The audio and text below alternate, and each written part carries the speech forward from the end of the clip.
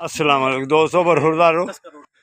अगर फिट रहना है, सुपर जवान रहना है तो देखो जॉगिंग करते हुए हमने इनको पकड़ा।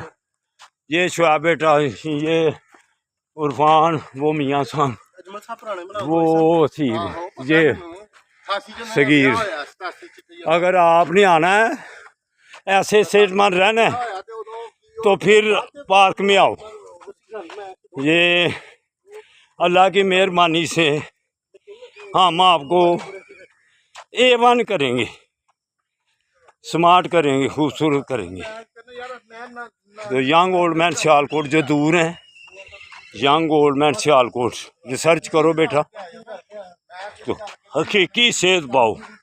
उसमें डिस्क्रिप्शन में लिखा हुआ है कि गीबतें छोड़ दो, हसद की ना बुग़्ज़ छोड़ दो, गुस्सा छोड़ दो। अगर हकीकी तौर पर सेहतमंद रहना है, 4 बातें शुरू कर लो। ये 3 छोड़ दो।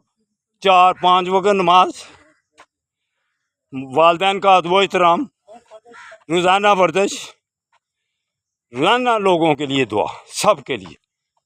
फिर सब के लिए जब आप अच्छा सोचेंगे, सबसे पहले आपका अच्छा होगा। आ जाओ। अल्लाह हाफिज़, अल्लाह हाफिज़।